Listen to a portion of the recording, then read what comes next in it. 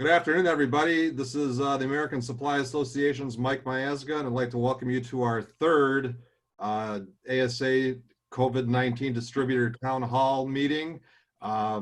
We use these gatherings to kind of give our ASA members a real-time, boots-on-the-ground look of how our distributor members are coping and conducting day-to-day business during our unprecedented times that we're all experiencing. I'm joined today by three ASA distributor members up in the upper left. From Warren, Michigan, Jay Hults, Progressive Plumbing Supply President up there. Good to see you, Jay. Thank you. Down in the lower left, Birmingham, Alabama, American Pipe and Supply CEO, John Howe. Good to see you again, John. Hey, Mike.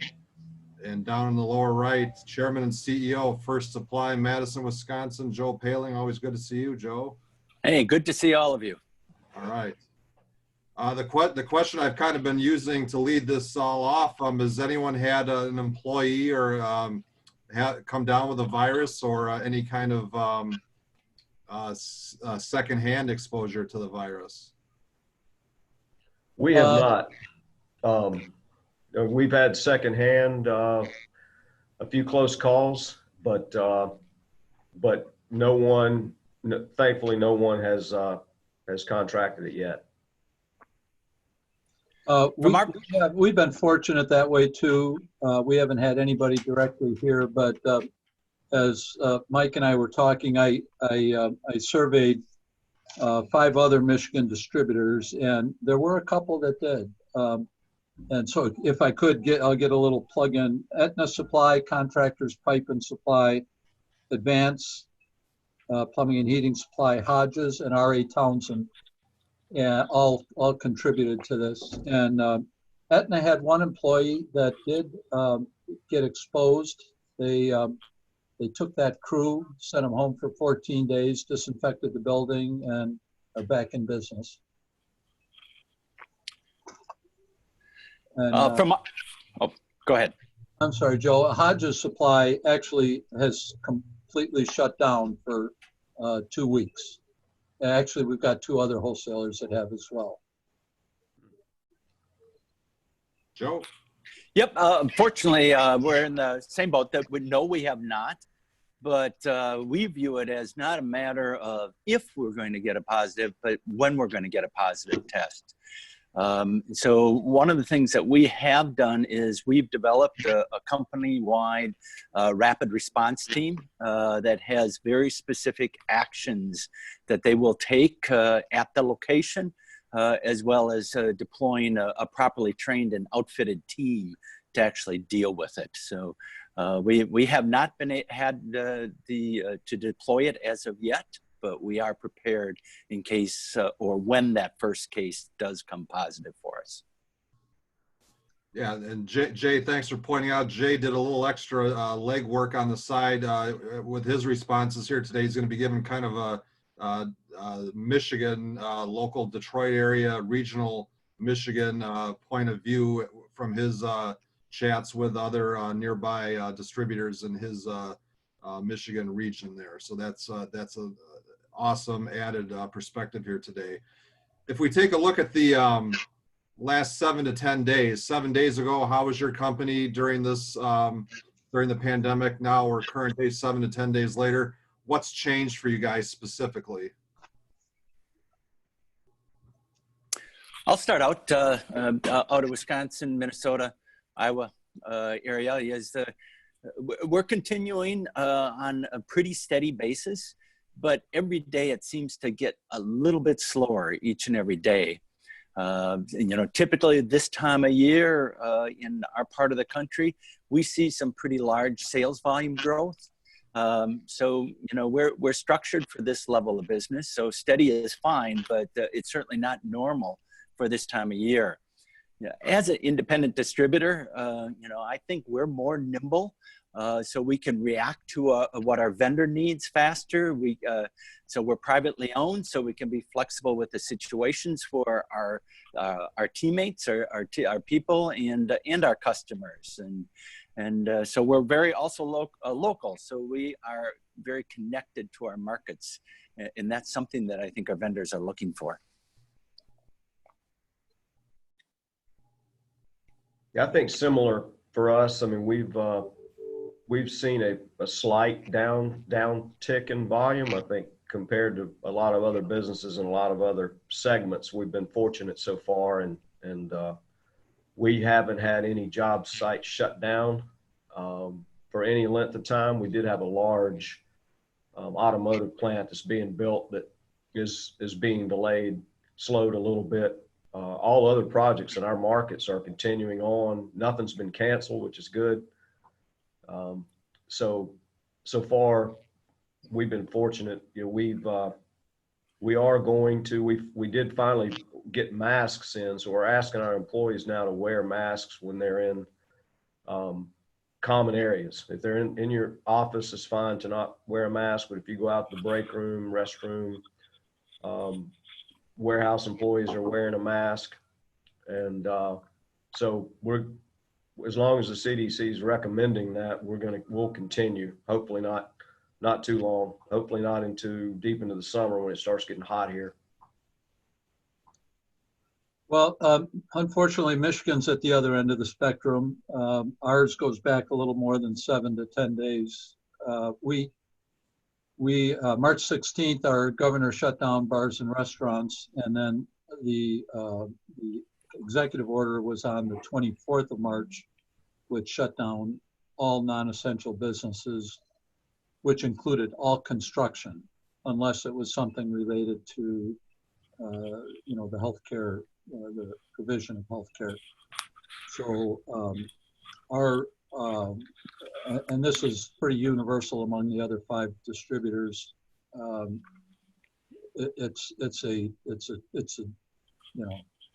It's our first rodeo, obviously, and circumstances are, so much different. We're probably, as an industry, projecting a 60 to 70% loss of business in the month of April.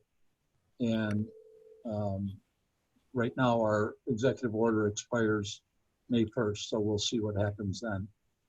Did you say 6 or 7 or 60 to 70? 60 to 70%. Ouch. All businesses here are on lockdown. We're curbside service only at the counter. Showrooms are closed. And every construction project that we've had has been shut down.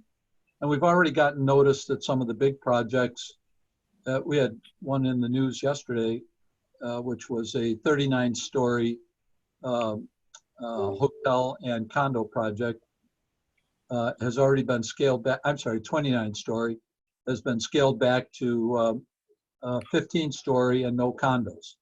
So there's going to be short-term and long-term consequences for this, it looks like.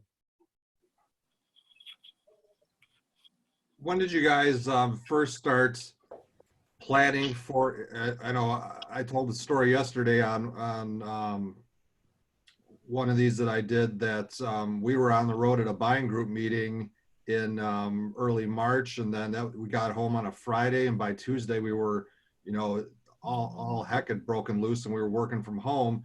When did you guys first start planning for this? And can you kind of take me through, did you roll out scenarios where there were certain, 3 levels of percentage sales losses? What's kind of your strategy here when it first started and looking forward? Well, we have not closed any of our operations. We've taken our salespeople off the road, trying to use good, sensible practices inside. Showrooms naturally are closed. We didn't have, and this was the comment that I got from most of the other distributors too, we didn't have a lot of time to plan.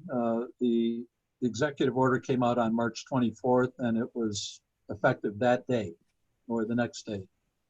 And so going forward, we're kind of monitoring. We're trying to keep a long-term view of being a good resource for our customers. And fully expect that we're going to have a couple of bad months. Yeah, we had go ahead, Joe.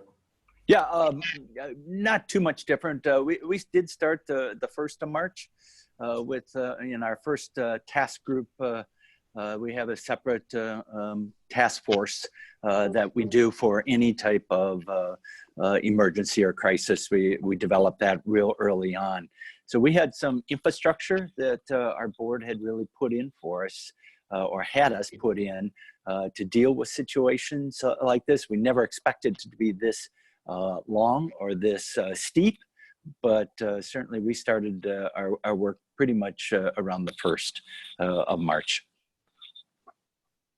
Yeah, we keep a contingency plan. Really, we dust it off every year, and like to what you said, Mike. I mean, we have a 10% drop, a 20% drop, up to a 40% drop, and what we would do in those circumstances. And fortunately, we haven't had any kind of significant drop, and we've reduced expenses by, I'm going to say 8 to 10% through, if you don't have salespeople out on the road visiting customers, and you're spending less in fuel, you're spending less in business meals, spending less in entertainment. That kind of just happens naturally, and we've eliminated overtime. And so really just the first phase of what we would have to do. We've been fortunate not to have to do any more than that so far. Have you guys had to furlough, lay off people, any wage reductions? I'll start out with that. No, we've been fortunate that we've been able to allow all our teammates to continue on. We have allowed some teammates who have been uncomfortable with coming to work to take either paid time or unpaid time off as they so desire on it, but just really trying to be as frugal. And our voluntary time off has affected maybe 1 or 2% of our total employment, so pretty small. But beyond that, we've stayed pretty much with just trying to eliminate as many non-essential expenses as possible. We've our showroom salespeople, we've laid off, and we've taken actually our outside salespeople off the road. No other real changes besides that. John? I'm sorry, Michael. We have not. No, we've not had to have any, and we don't anticipate any in the near term. Any concerns about leased equipment, leases on buildings, if this thing keeps going on longer and longer? Not really an issue for us. Yeah, and I'll concur with that. It hasn't been really an issue. We have reached out to all our third-party landlords and have had discussions with them, but to date, we've not had to take any actions. So more to come on that in the future, but at this point in time, we don't anticipate that we'll be doing anything in that area. Yeah, same here, Mike. We haven't had to do anything so far. No concerns so far in that area. I think it came out this morning that the Paycheck Protection Program, they're out of money temporarily, or that's going to come up here today or later today. Have any of you guys applied for any of the federal programs, and what's been your experience, positive and or negative, on that application process? Well, I'll start. Yep, go ahead. Joe, you go. It's your turn. It doesn't matter. We're over the 500 employee level, so honestly, we feel pretty abandoned politically onto that program. We have not been able to identify any or many government programs that are really going to help with ours situation. So we're believing that we're going to take care of ourselves, I guess, and we're going to just stay right sized for the business and simply figure it out. Well, we did apply. We tried to apply right as promptly. We do our business banking with Comerica, who's a big player in Michigan, and they were really unprepared for this. So we're a little behind the curve. We got our paperwork in, but Comerica had software problems and struggled to get it done electronically and had to send their applications in manually. So we have not heard anything from them. We hope that they have a little bit of money left by the time we're in line. We did apply, Mike. The process was, I think, fairly smooth for us. And our banking partner is one of the banks that's handling the funding nationally. And but we have not gotten we have not gotten an answer yet. We expect to have one by the end of the week.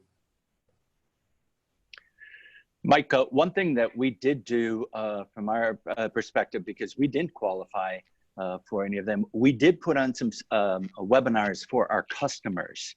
And we actually had our CFO run these and talk to them about it. And I know we've had about 4 or 5 of our customers actually have been funded already with their loans that they've gotten. So although we didn't get to participate in a direct basis, we felt it important that our customers ultimately pay our bills. They are able to qualify and get some funds that way. Awesome. That's a really good point, Joe. I did talk to several of our smaller customers who just thought the paperwork burden was going to be a challenge for them. And so we did help a few of them along with that. Along those lines, on that topic, is accounts receivable, days sales outstanding, is that front of mind worrisome right now? Yeah, we monitor that on a daily basis. I've had a lot of concern that that was going to be a problem going forward, but today it has not been. We have gone out with a couple of our customers and, helped them along per se and form some important partnerships with them to make sure that they are fully, cash flow positive on the program, but that's the extent of where our situation sits today. Yeah, we were concerned about it, Mike, but we've not seen our days outstanding hasn't changed so far. So I think we've been fortunate so far. I think probably the risk is more, I'd say a month from now, I'm more concerned about that than what we've seen so far. Ours, again, we're a little ahead of you guys, I think. Ours have, our accounts receivable have slowed down substantially. I think some of our customers are being careful with cash. And it coincides with our buying group meeting was a little bit earlier than some of the other ones. And so naturally we, to take advantage of the specials, bought heavily. And then on top of that, we do a lot of commercial business. And so we have a lot of tag and hold inventory that is still inventory until we get it invoiced. And so we've got a warehouse full of stuff that, with jobs being shut down, we've got a lot of stuff, a lot of money tied up in inventory that we can't invoice yet. Talking a lot of dollars and cents here, and products, and what about the human side of everything here? What kind of a message are you communicating to your employees during the crisis, and how do you kind of manage the human and the emotional side of what everyone's going through right now? I think I'll start on this one. We've got as many employees as we can working from home. I'd say about 50% of our folks are working from home. We're rotating that on a weekly basis or so. We are frequently wiping down all common areas of our buildings. I personally wipe down the break room, front door handles once a day myself, and trying to keep people as safe as we can.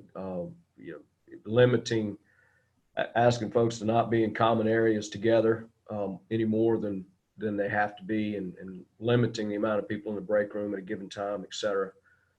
And this week we started wearing masks. So I think employees are comfortable that we're doing everything that we can to keep them safe. As Joe mentioned earlier, we also are not allowing customers into the counter. We're doing curbside service, so we're limiting exposure that way. No outside vendors are visiting right now. Service providers, we're limiting that, like in AC service, shredder services, that type of thing, not letting those folks in the building right now. And I think employees seem good. I mean, I think they appreciate what we're doing, and they also appreciate the fact that they're still able to work because they hear what's going on out there. So many friends and relatives that have been laid off or furloughed, and I think they feel good about where we are and how things are going for us so far.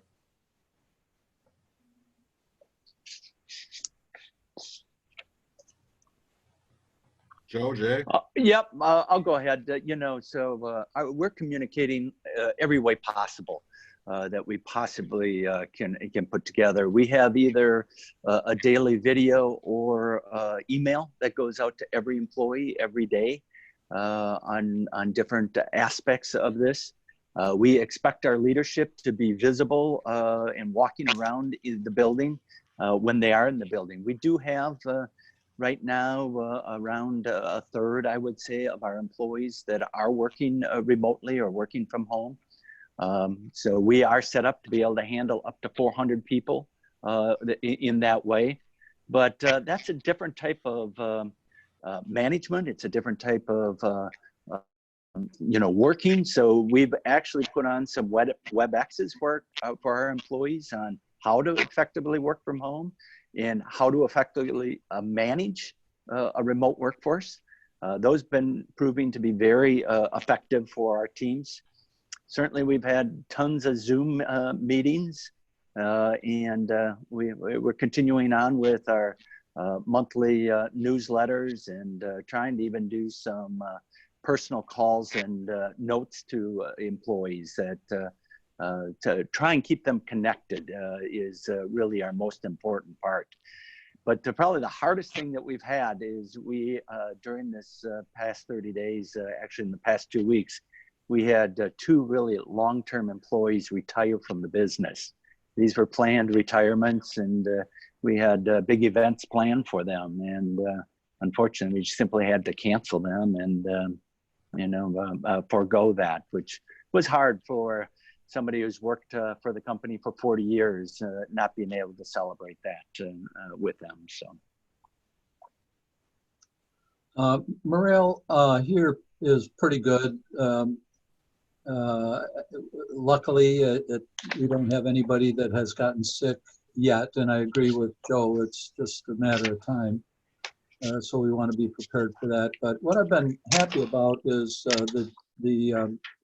all of our people have kind of bought into the process, and we are being very disciplined about. It's hard to actually have a customer show up to get something and ask if he can use the bathroom and have to tell him no. But we've been pretty disciplined about not letting people in the business in the building, and all the things that Joe and John said. Just doing our best to stay in touch. We'll finish up here. If you had to put your prediction hat on, where do you see when we come out of this? Where do you see business? Is this going to be a quick turnaround, or is it going to depend on what part of the country you're in? Well, from my standpoint, I'm going to do a little sales pitch and ask all of you guys to buy new cars. That will help Michigan and Detroit especially a lot. I think our own business will, once the executive order comes off, and it won't be a all or nothing thing. I think it'll be, progressive relaxation of the rules. I think the projects that are under construction now, we'll see a big spurt right off the bat. And after that, I'm guessing we're kind of thinking in terms of about a 15 to 20% decline in business for the calendar year as a result of this. I expect it'll, after the urgent stuff gets done, that we'll see a bit of a slowdown.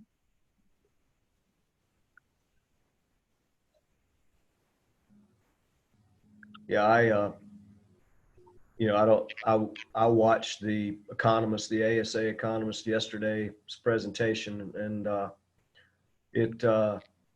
he made a good point. We've never seen this before, so it's kind of hard to predict how we're gonna come out of it. I mean, I think to Jay's point, and once the projects that have been slowed get kicked back off again, we'll see a little bit of an uptick. And I'm more concerned about the downstream impacts of, 20% of the workers in the country being out of work for you don't know how long. I mean, you don't know how many restaurants actually be able to open back up, and we've seen a lot of closures here. And we're typically a lagging industry, so when things slow down, we come a little bit later. So that I'm concerned more about next year and the next year than I am about the rest of this year, frankly.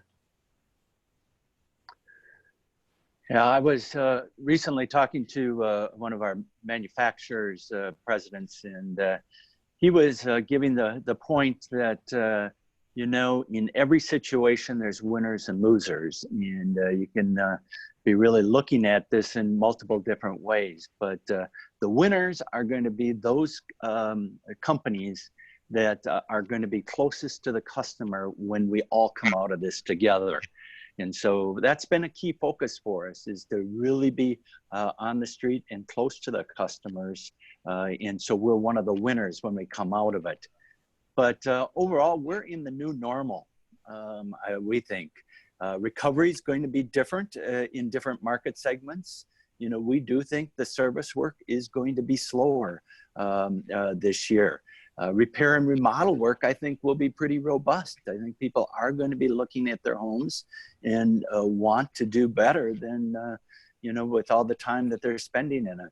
We think business spending is going to be slower, but infrastructure work is going to be strong. So it's going to be a mixed bag. And so at the end of the day, as long as we stay close to the customer, we stay focused on what their needs are, I think as independents, as a group, we will be able to react to the market and come out the winning side together. Ton of awesome information here, guys. I can't thank you enough for taking time out of your day to share some insight here. Jay Hults, John Howe, Joe Poehling, thanks again. Two quick notes. Come back here again tomorrow. We're going to tackle the transportation industry, how that's being affected during the pandemic, and for all the latest COVID-19 related information, check out the ASA website, our COVID-19 Resource Center, asa.net, and enjoy the rest of your day. Hey, thanks, Mike. Thank you, Mike, John, and Yep, Joe. thanks. Good to see you guys, and stay safe. You too, guys. You too.